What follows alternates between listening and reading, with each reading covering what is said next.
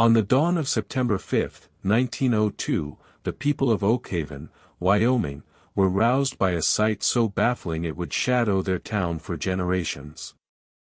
In the stately home of the Blackwood family, 8 beds stood perfectly made, their linen smoothed with an almost obsessive neatness, just as they had been left the previous evening. Yet the chambers felt as hollow as forgotten crypts. The 8 sons of esteemed industrialist Alistair Blackwood, William, 27, Benjamin, 25, twins Samuel and Jacob, 23, Daniel, 21, Matthew, 18, and Thomas, a mere 15, had evaporated into the early morning air, leaving not a single impression in the dew that blanketed the grounds. No panes were broken. No entrances were left unsecured, and most unnerving of all, their nightshirts were folded precisely where they had been placed before bed, as if the brothers had simply dematerialized into the chill of the coming autumn. The county marshal's report, classified by a national directive for over 7 decades, held one bone-chilling particular that officials declined to speak of with anyone, including the boy's own father. Each sleeping quarters bore signs of having been meticulously combed through by someone with an intimate knowledge of the residence's floor plan. Yet not a single item was taken. Not pocket watches, not personal effects, not even the modest sums the older brothers kept in their bureau drawers. The fate of the 8 brothers of Oakhaven endures as one of the nation's most eerie and unresolved enigmas. And the reality concealed within those aged official documents uncovers a web of avarice, depravity, and forced servitude that reached much further than anyone in that secluded Wyoming settlement could have conceived.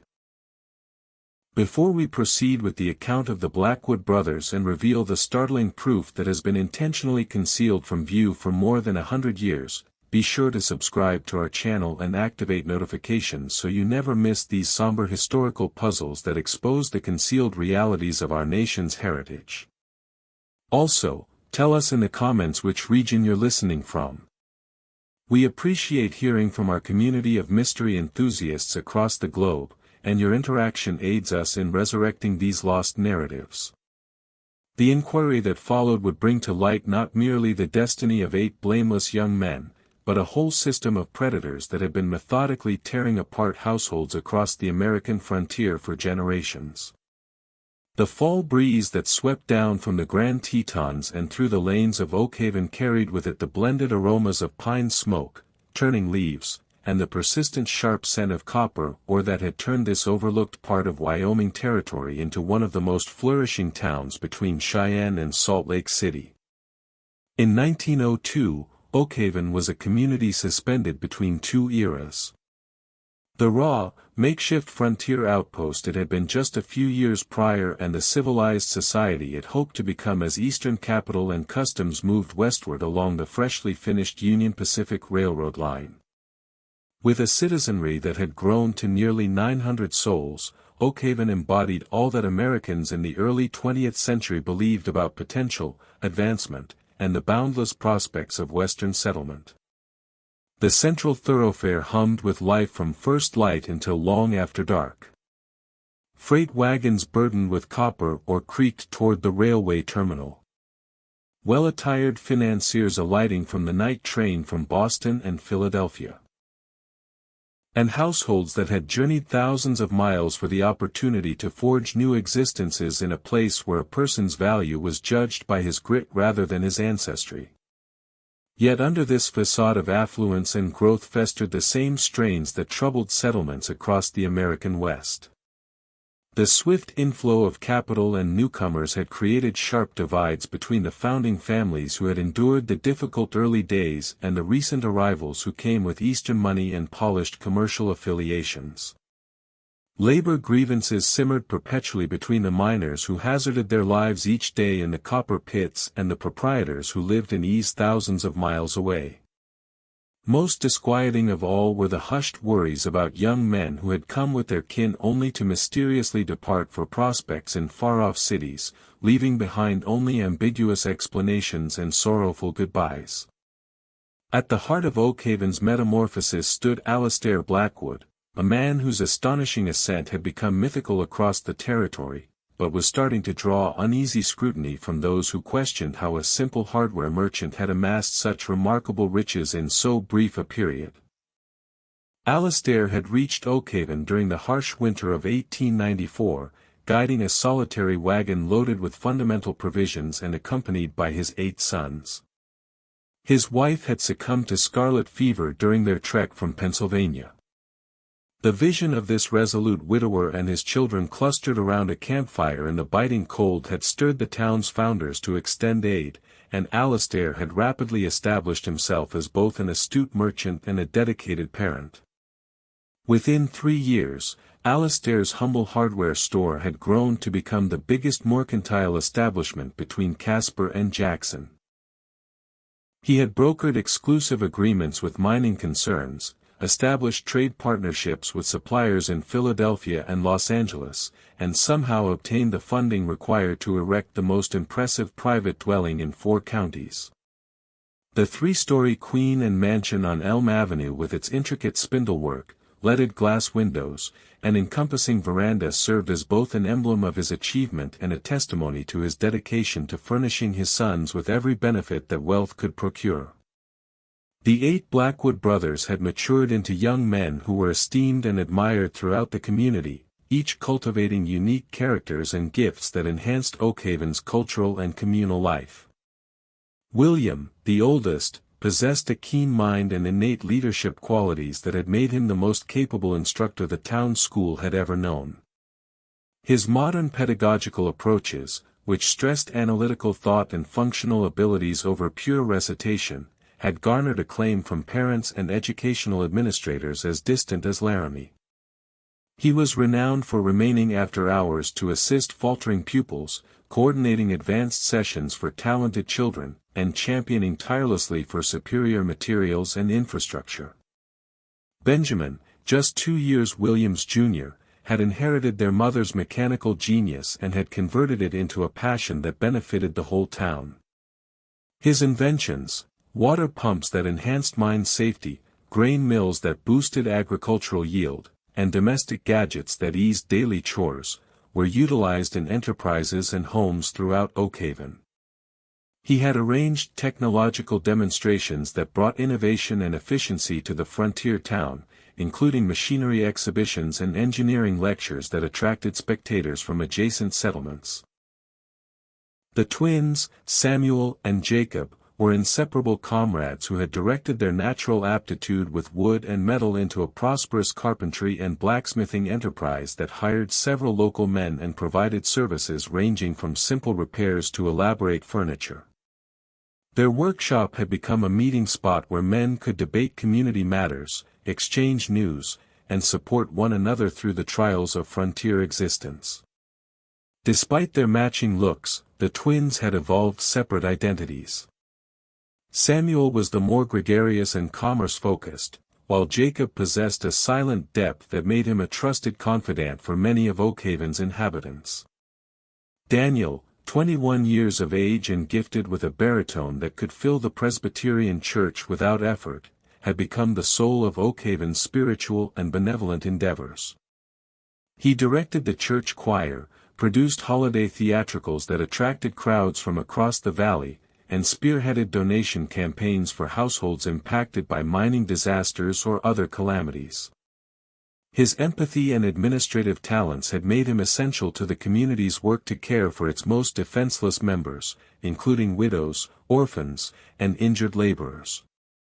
Matthew, at 18, had already exhibited a mechanical aptitude that astonished his mentors and made him priceless to his father's increasingly elaborate commercial dealings. He could troubleshoot malfunctioning mining equipment, sketch complex mechanical designs from memory, and identify flaws in machinery that eluded seasoned engineers. His father had started consulting him on significant business choices, and numerous prominent businessmen had commented that Matthew possessed the most brilliant engineering intellect they had ever witnessed in someone so youthful. Thomas, the youngest at 15, brought vitality and mirth to all around him, with an appealing nature that could illuminate even the gloomiest winter day. Despite his age, he had already shown notable maturity by volunteering at the town's modest infirmary, where he read to convalescing miners and assisted with basic tasks. His natural compassion and sincere concern for others had made him cherished by families throughout Oakhaven, and many forecast he would mature into a doctor or community leader, who would carry on his family's tradition of service to the town. The Blackwood family's prominence in Oakhaven society, however, had started to attract attention that Alistair found increasingly discomfiting. Some locals murmured that his speedy accumulation of riches indicated ties to powerful interests back east, while others questioned how a man who had appeared with practically nothing had secured the financing needed to build such a detailed home and grow his enterprise so dramatically. These suspicions amplified during the summer and early autumn of 1902 as Alistair started holding confidential meetings with well-dressed strangers who came on the night train and left before sunrise, conducting their affairs in muted discussions behind the sealed doors of his library. The political and economic atmosphere of 1902 added another layer of strain to life in Oakhaven and across the American West. The country was still healing from the crippling economic panic that had started in 1896, and the consequences of bank collapses, business shutdowns, and joblessness continued to reverberate through communities that had previously known steady prosperity. Labor conflicts were becoming more frequent and violent in mining towns throughout Wyoming, Utah, and Nevada as workers unionized to demand improved pay, safer working environments, and protection from the arbitrary authority of far-off proprietors who viewed frontier workers as disposable assets. The recently established Western Miners Alliance had been actively unionizing workers across Wyoming, and several mines in nearby towns had endured strikes that occasionally turned bloody when mine owners imported armed guards or appealed to territorial authorities for military support.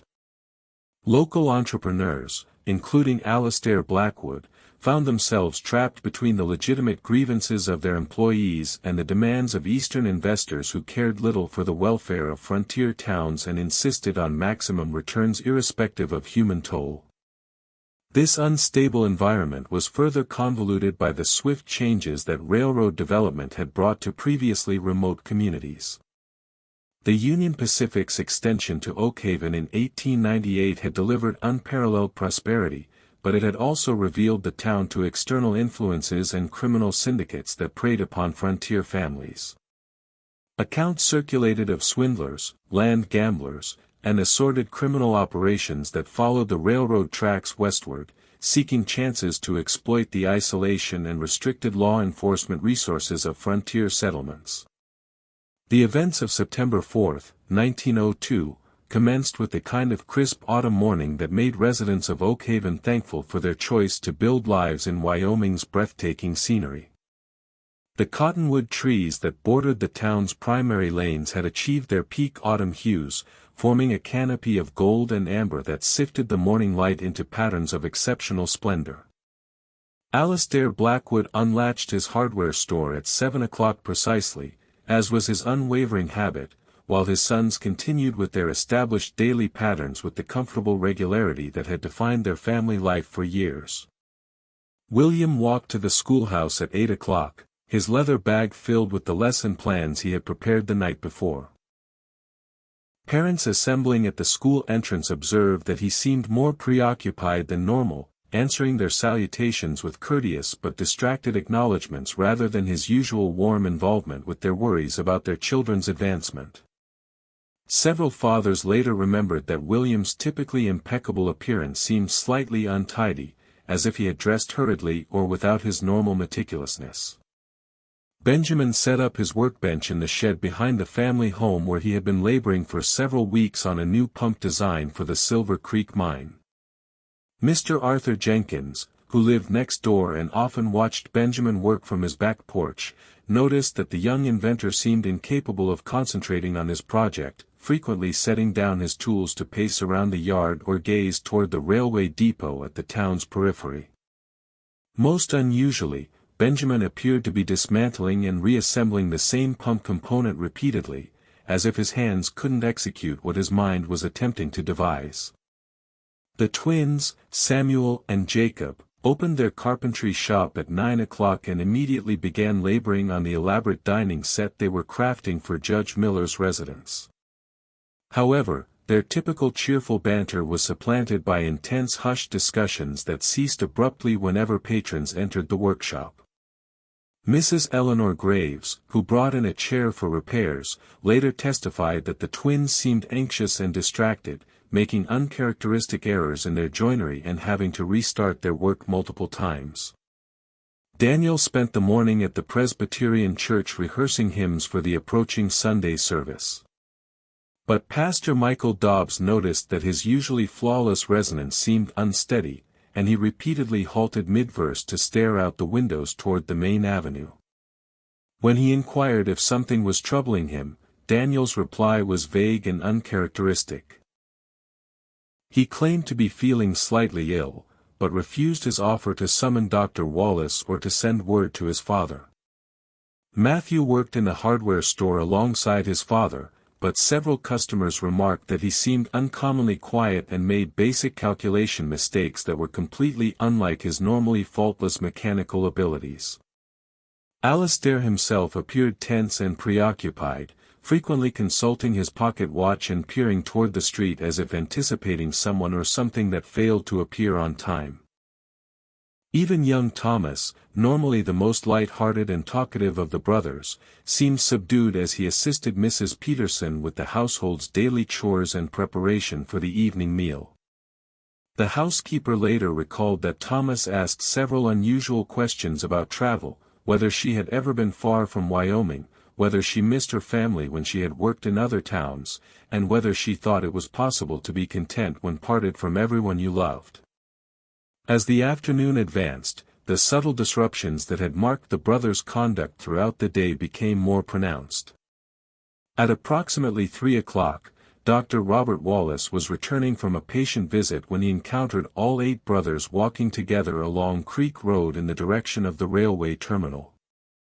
This struck him as highly irregular since their daily routines usually kept them occupied with their individual duties during the afternoon hours, and he had never seen them all together away from the family home except during church services or particular community gatherings.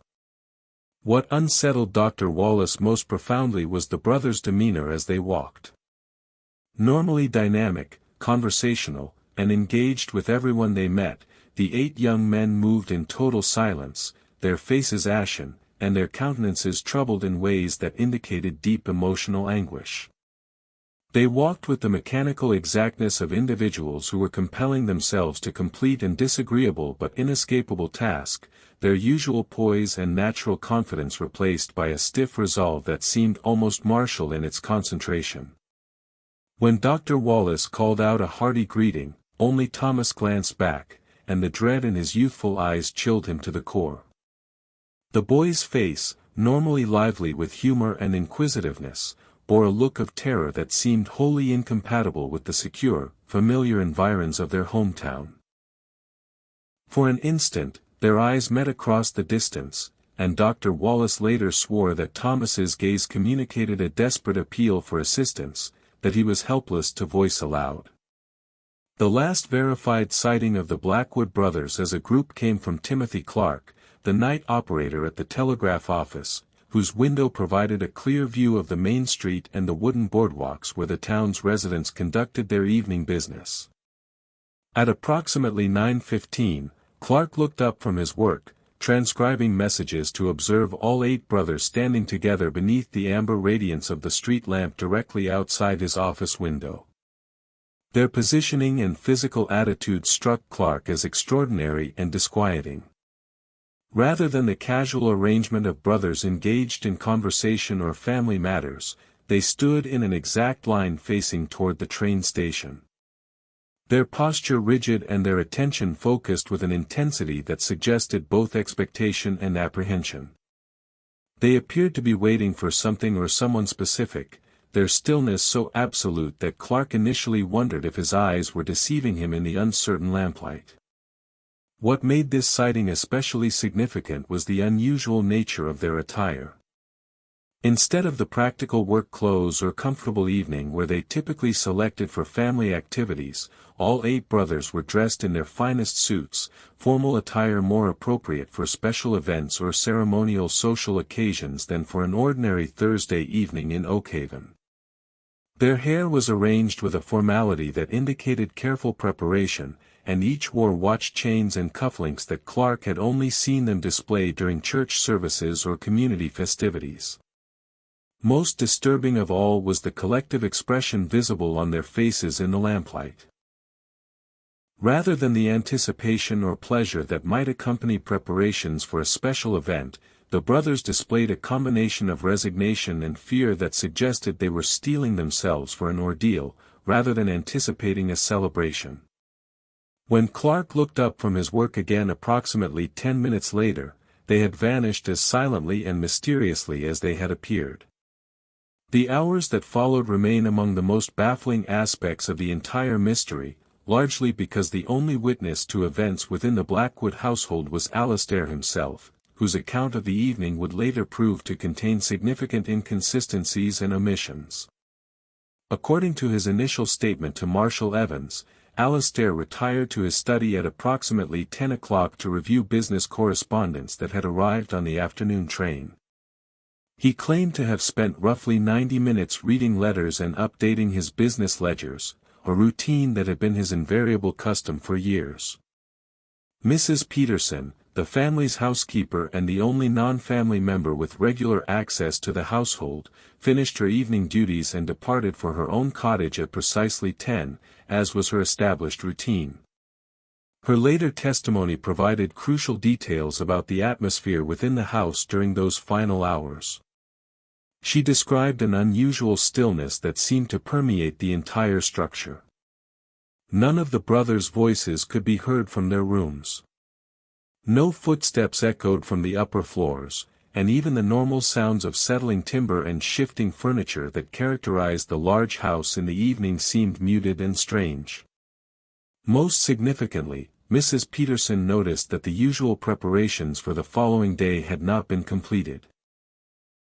Typically, the brothers would lay out their work clothes for the morning, prepare tools and materials for their various activities, and complete small household chores that would make the next day's routines more efficient. On the evening of September 4th, however, none of these preparations had been made, as if the brothers had abandoned their normal concern for future activities and focused entirely on immediate undisclosed concerns. Alistair claimed that he went to bed at his normal hour of 11:30, assuming that his sons had already retired to their respective rooms on the second and third floors of the house. His account of his evening routine matched the pattern he had followed for years: a final check of the doors and windows, a brief prayer in the family's small library, and retirement to the master bedroom that he had occupied alone since his wife's death during their journey to Wyoming. What happened during the hours between 11:30 on the evening of September 4th and dawn on September 5th remains one of the most perplexing aspects of the entire case. Alistair maintained that he slept normally and heard nothing unusual during the night. Yet the physical evidence discovered the following morning suggested that extraordinary and carefully coordinated activities had taken place throughout the house while he remained unaware in his bedroom. The discovery that would transform the Blackwood disappearance from a family crisis into a nationwide mystery began at dawn on September 5th when Mrs. Peterson arrived to begin her daily routine of preparing breakfast and organizing the household for another day. Her key turned easily in the front door, which she found securely locked as she had left it the previous evening, and she entered the house expecting to encounter the familiar sounds and rhythms of a large family beginning their morning activities. Instead, she was greeted by a silence so profound and unnatural that she later described it as feeling like entering a sepulchre. No footsteps echoed from the upper floors. No voices called morning greetings, and even the mechanical sounds of the house, the ticking of clocks, the settling of wooden beams, the whisper of air moving through the rooms, seemed muted and strange. Mrs. Peterson's first instinct was to attribute this unusual quiet to the family having overslept, perhaps due to late-night activities or the effects of the unseasonably cool weather that had settled over Oakhaven during the night. Her concern began to escalate when she discovered that the kitchen showed no signs of having been used for the late-evening snack that was part of the family's established routine. The brothers typically prepared cocoa and light refreshments around 10 o'clock each evening, gathering in the kitchen to discuss the day's events and make plans for the following day. On the morning of September 5th, however, the kitchen remained exactly as Mrs. Peterson had left it the previous evening, clean, organized, and completely unused. Growing more puzzled and concerned, Mrs. Peterson climbed the main staircase to the second floor where William, Benjamin, and the twins maintained their bedrooms. The hallway was eerily quiet with none of the doors standing open, as was typical when the brothers were preparing for their morning activities. When Mrs. Peterson knocked softly on William's door and received no response, she hesitantly turned the handle and discovered a sight that would haunt her for the rest of her life. William's bedroom appeared precisely as it would have looked if he had never retired for the evening. The bed remained made with the same meticulous attention to detail that characterized William's approach to all aspects of his life. Corners tucked with geometric precision, pillows arranged symmetrically, and the coverlet stretched without a single wrinkle. His nightshirt hung on its customary peg near the wardrobe, exactly where he had placed it before dressing for dinner the previous evening. His brush and comb sat in their usual positions on the dresser alongside the small stack of books he had been reading and the lesson plans he had prepared for the following day's classes. Yet, despite this appearance of perfect order, something felt profoundly wrong about the room. Mrs. Peterson, who had cleaned and organized this space hundreds of times over the years, immediately sensed that subtle changes had occurred. The items on William's dresser, while arranged neatly, were not positioned with the exact precision that William invariably maintained. Several books had been removed from their shelves and replaced in incorrect order, and the papers in William's desk showed signs of having been examined and res-tacked by someone unfamiliar with his organizational system. The discovery in Benjamin's room was equally disturbing and puzzling. Like William's, the bed showed no signs of having been slept in, and Benjamin's mechanical tools and drafting materials were arranged with a neatness that was completely uncharacteristic of his normally disordered workshop space. Benjamin typically left his room in a state of organized chaos that reflected his inventive temperament, with half-finished models propped on shelves and mechanical components scattered across every available surface. On the morning of September 5th, however, everything had been cleaned and organized with an almost obsessive attention to detail that was entirely foreign to Benjamin's personality. The twins' shared bedroom presented the most disturbing evidence of whatever had occurred during the night.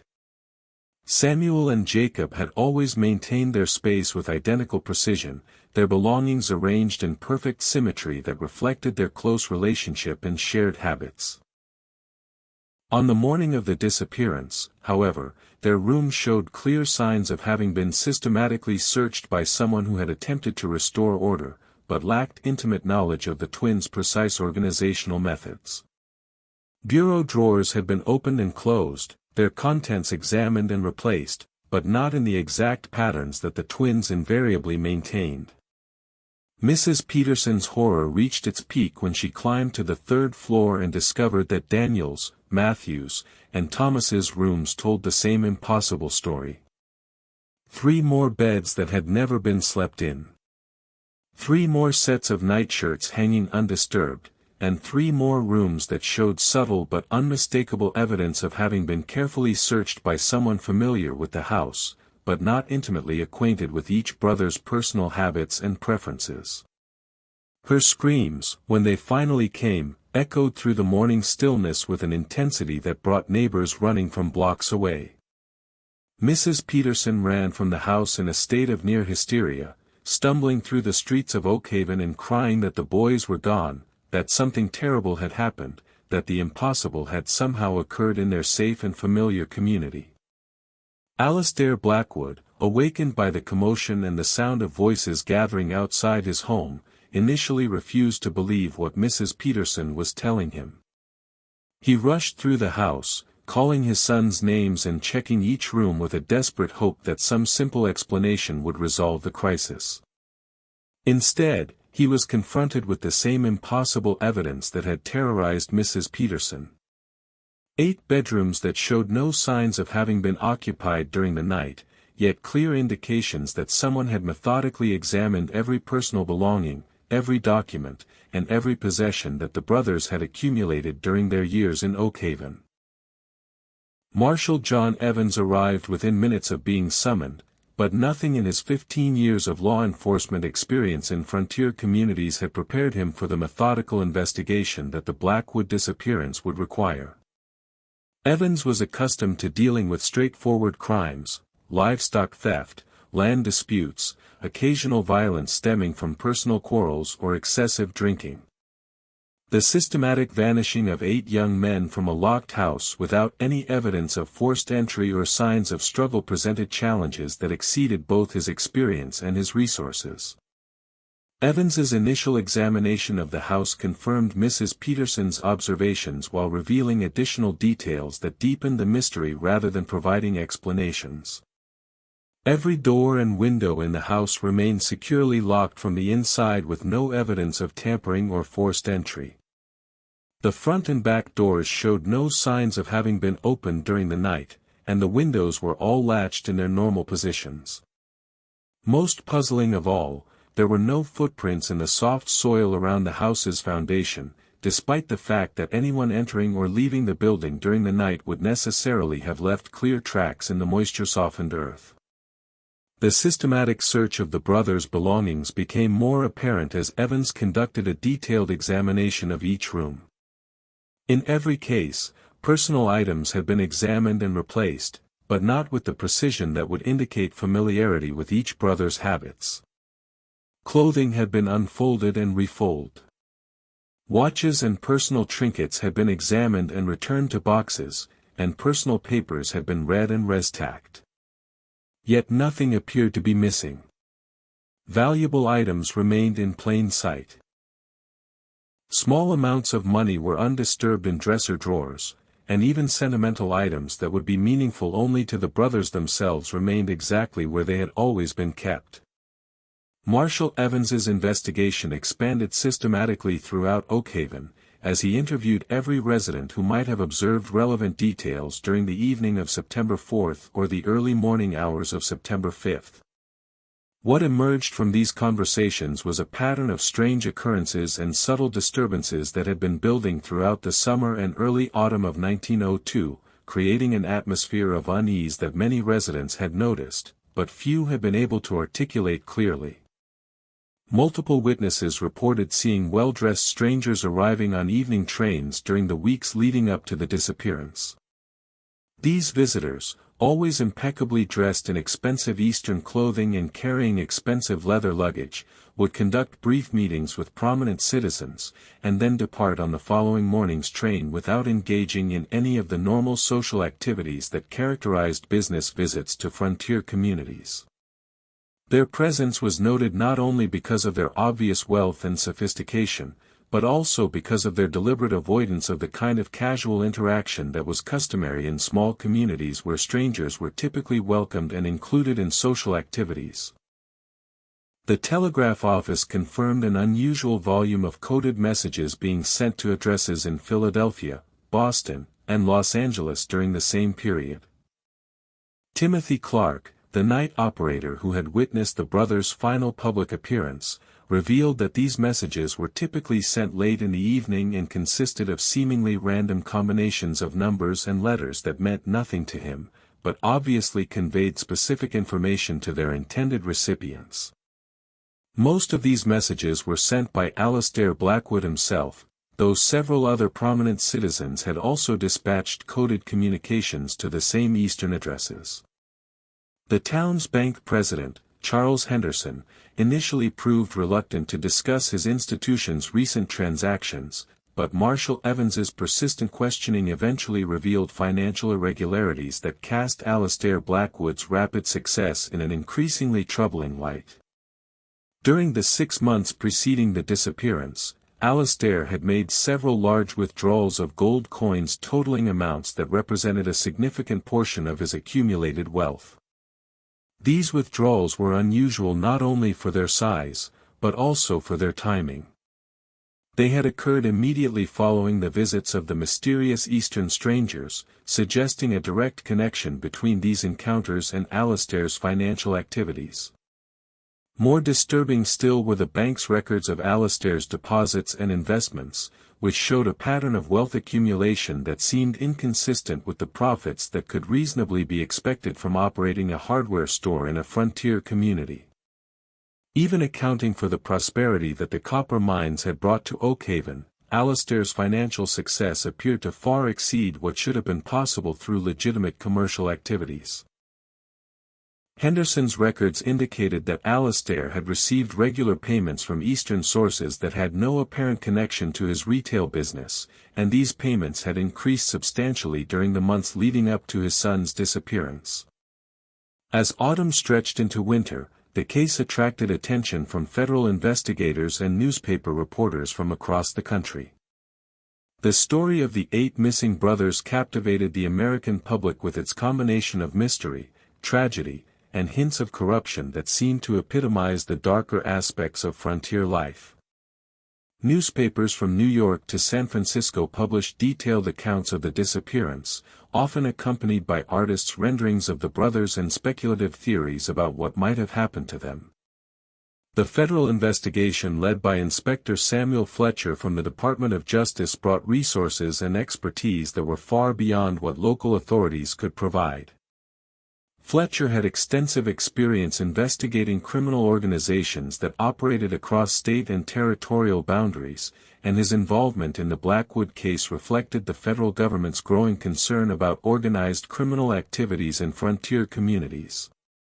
His investigation would eventually uncover evidence of corruption and criminality that extended far beyond the borders of Wyoming and involved some of the most prominent business and political figures in the American West. Inspector Fletcher's examination of Alistair Blackwood's business records revealed financial irregularities that suggested connections to a sophisticated criminal organization.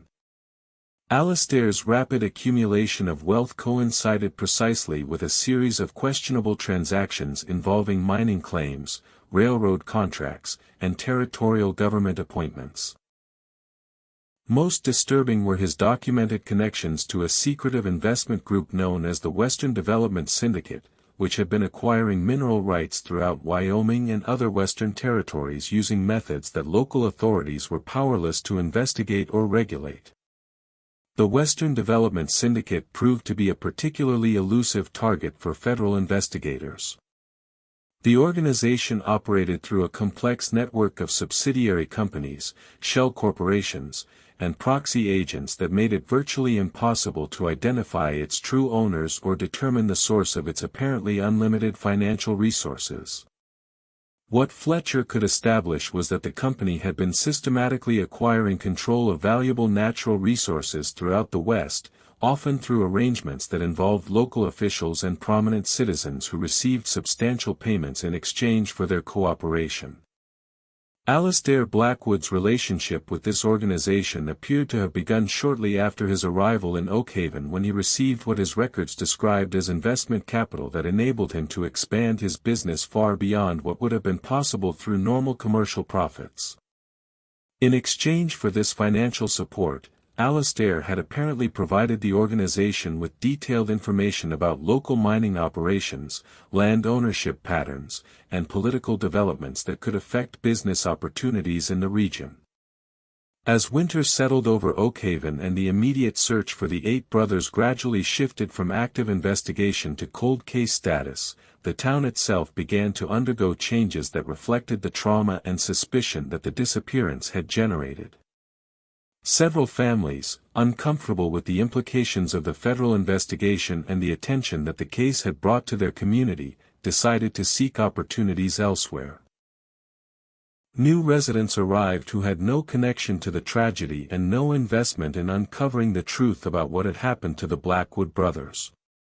Alistair himself became an increasingly reclusive figure who rarely left his empty mansion except to visit the cemetery where he had erected 8 granite headstones despite the absence of bodies to bury beneath them.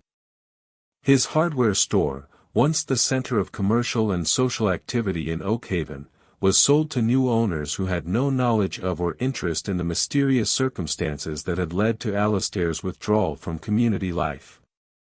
The new proprietors found that many of Alistair's business records had been destroyed or removed, making it impossible to understand the full extent of his financial relationships or the source of his former prosperity. The physical evidence of the brothers' former presence gradually disappeared from Oakhaven as well. Their clothing and personal belongings were packed away in the mansion's attic.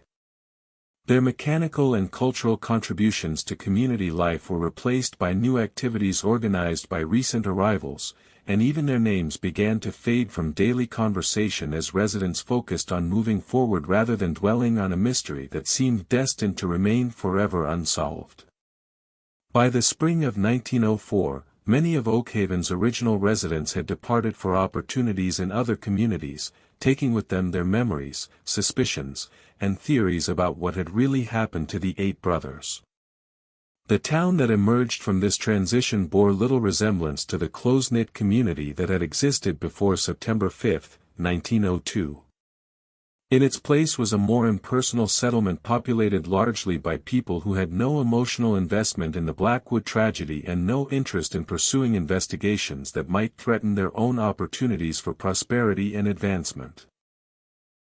The transformation of Oakhaven from a community united by shared history and mutual support into a collection of strangers focused primarily on individual advancement reflected broader changes that were occurring throughout the American West. As the 20th century began, the frontier's promise of limitless opportunity and democratic equality was increasingly challenged by the reality of organized exploitation, systematic corruption, and the growing power of Eastern financial interests that viewed Western communities as sources of natural resources rather than as collections of human beings deserving protection and respect. 24 years after the disappearance that had shattered the Blackwood family and transformed the community of Oakhaven, a discovery in Philadelphia would reopen the case and reveal connections that stretched far beyond the borders of Wyoming territory. In the spring of 1926, during the demolition of an abandoned warehouse on the city's industrial waterfront, construction workers uncovered a hidden room that had been concealed behind false walls and forgotten for decades. The chamber contained dozens of filing cabinets, storage boxes, and personal items that told the story of a criminal enterprise that had operated with impunity throughout the late 19th and early 20th centuries. Among the artifacts discovered in this hidden archive were 8 small photographs, each showing one of the Blackwood brothers in formal poses that suggested professional studio work. The images were accompanied by detailed written descriptions of each brother's personality, skills, family background, and physical characteristics compiled with the kind of thoroughness that suggested commercial rather than personal interest. Most disturbing of all, the photographs appeared to have been taken after the brothers' disappearance from Oakhaven, as several showed the young men at ages they had never reached in their Wyoming home. William appeared to be in his late 40s in the photograph, his face showing the maturity and gravity that came with adult responsibilities and experiences. Benjamin's image captured him in elegant clothing that suggested prosperity and social status, but his eyes held a sadness that seemed incompatible with material success. The twins, Samuel and Jacob, had been photographed separately rather than together, their identical features showing subtle differences that suggested they had developed distinct personalities during their years of separation from each other and their family.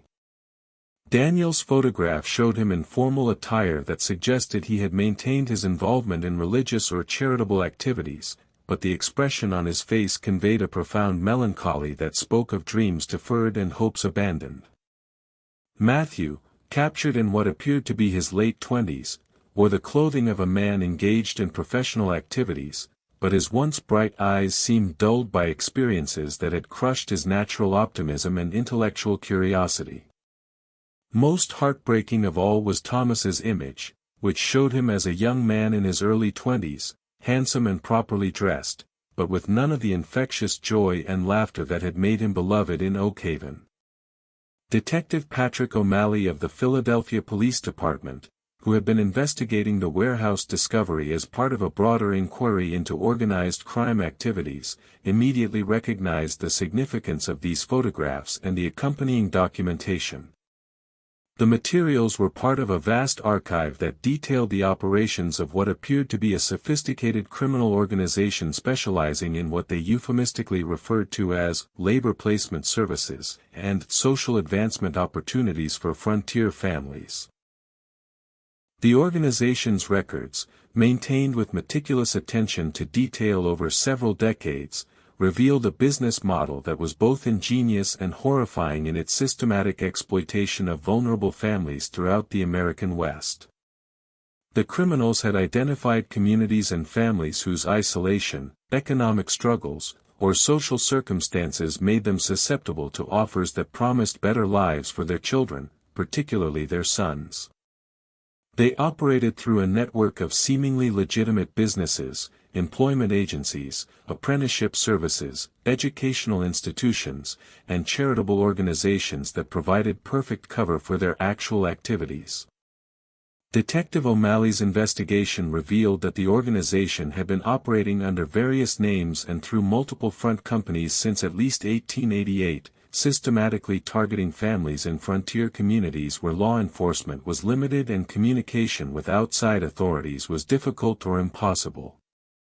Their methods involved careful research into local conditions, identification of families who might be vulnerable to financial pressure or social manipulation, and the deployment of sophisticated confidence schemes designed to convince parents that they were providing their sons with opportunities for advancement and prosperity. The process typically began with the arrival of well-dressed strangers who presented themselves as representatives of Eastern businesses, industrial institutions, or social organizations seeking to recruit young men for positions that promised significant financial rewards and social advancement. These recruiters carried impressive credentials, letters of recommendation from prominent figures, and detailed proposals that seemed to offer genuine opportunities for families struggling with the limitations and hardships of frontier life. Parents who expressed interest in these opportunities were gradually drawn into increasingly complex arrangements that involved financial investments, business partnerships, or other commitments that made it difficult for them to withdraw from the process once it had begun.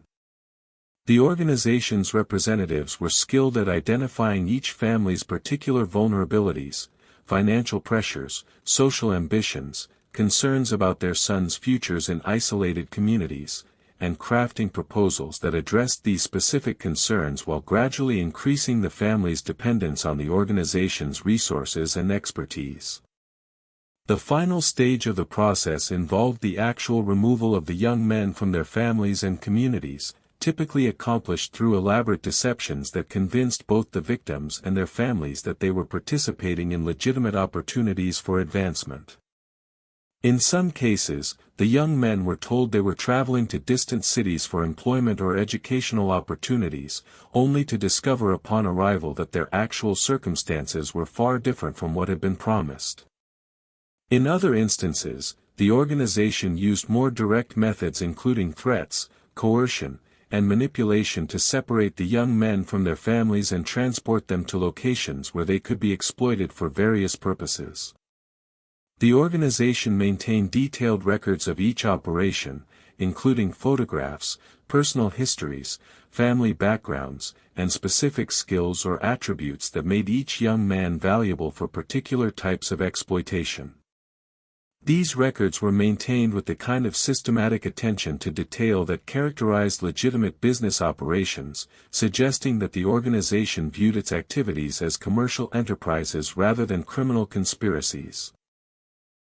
The discovery of the Blackwood brothers' photographs and personal information in this hidden archive provided the first concrete evidence of what had actually happened to them on the night of September 4, 1902. The organization's records indicated that Alistair Blackwood had become involved with the criminal enterprise shortly after his arrival in Oakhaven, initially as a minor participant who provided information about local conditions and potential targets for exploitation. Over time, his role had expanded to include more significant responsibilities, including the identification of specific young men who might be suitable for the organization's various operations. The record suggested that Alistair's rapid accumulation of wealth had been directly connected to his participation in these criminal activities, with payments increasing in proportion to the value of the information he provided and the number of young men he helped identify for exploitation. Most disturbingly, the records indicated that Alistair had eventually agreed to include his own sons in the organization's operations, apparently believing that he could negotiate favorable terms that would provide them with genuine opportunities for advancement while protecting them from the more exploitative aspects of the organization's activities. The events of September 4, 1902, represented the culmination of this process, with the organization's representatives arriving in Oakhaven to finalize arrangements for the brothers' removal from their home and transportation to locations where they would be integrated into the organization's various enterprises. The organization's records provided only fragmentary information about what had happened to the brothers after their disappearance from Oakhaven. William, according to the documents, had been placed in a teaching position at a private school in Massachusetts, where his natural abilities and dedication to education made him valuable to the organization's efforts to establish legitimate fronts for its operations. Benjamin's mechanical genius had been exploited in industrial settings in Pennsylvania and New Jersey, where his inventions and technical innovations generated substantial profits for the organization's various business interests. The twins, Samuel and Jacob, had been separated for the first time in their lives, with Samuel assigned to a construction company in Ohio while Jacob was sent to work in a manufacturing facility in upstate New York. Daniel's musical and organizational talents had been utilized in religious and charitable institutions in several eastern cities, where his natural empathy and administrative skills helped the organization establish connections with influential figures in various communities. Matthew's mechanical abilities had been directed toward industrial applications in several northeastern states, where his technical expertise contributed to the organization's growing portfolio of legitimate business interests. Thomas, the youngest and most vulnerable of the brothers, had been placed in a series of positions that took advantage of his natural charm and intelligence, eventually finding his way into the organization's administrative operations where his knowledge of the Blackwood family's circumstances made him both valuable and potentially dangerous. The discovery of the Philadelphia archive and the evidence it contained about the Blackwood brothers' fate represented a breakthrough in understanding what had happened to them, but it also raised troubling questions about the broader implications of the organization's activities. Detective O'Malley's investigation revealed that the criminal enterprise had operated with virtual impunity for decades, protected by a network of corrupt officials, influential business leaders, and sophisticated legal strategies that made prosecution virtually impossible. The organization's ability to exploit the isolation and limited law enforcement resources of frontier communities had allowed it to operate on a scale that would have been impossible in more established regions with stronger legal institutions and more effective regulatory oversight. Most disturbingly, the organization's business model appeared to have been replicated by similar criminal enterprises throughout the United States during the late 19th and early 20th centuries, suggesting that the exploitation of vulnerable families in frontier communities was not an isolated phenomenon, but rather a systematic aspect of American expansion and development.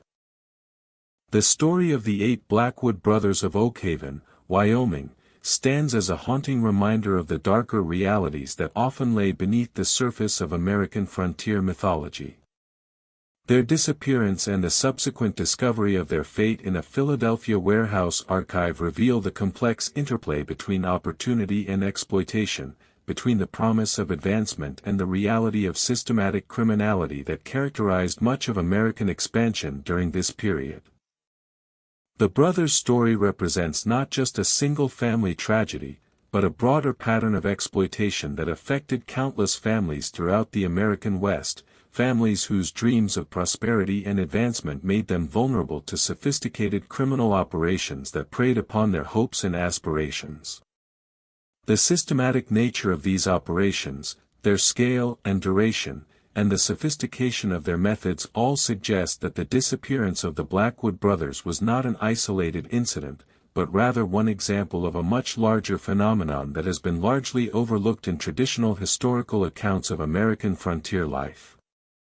The legacy of the Blackwood brothers endures not only in the mystery of their disappearance and the subsequent discovery of their fate, but also in the broader questions their story raises about American history, about the nature of frontier expansion, and about the systematic exploitation that often accompanied the promise of opportunity and advancement. Their story serves as a powerful reminder that history is often more complex and troubling than the simplified narratives we prefer to remember, and that the pursuit of truth sometimes requires us to confront uncomfortable realities about our past and about the systems and institutions that shaped our national development. The 8 brothers of Oakhaven, whose lives were so dramatically altered by forces they could neither understand nor control, represent not just a family tragedy, but a national story that continues to resonate with meaning and significance more than a century after they vanished from their Wyoming home. Their story, and the systematic criminal enterprise that exploited them, stands as a permanent challenge to the romanticized narratives of American frontier life, reminding us that the pursuit of opportunity often came at a terrible cost, and that the promise of advancement sometimes concealed darker realities that have yet to be fully acknowledged or understood. Subscribe, hit the notification bell, and share this video with someone who loves mysteries as much as you do. See you in the next video where we'll explore another chilling chapter from our nation's hidden history.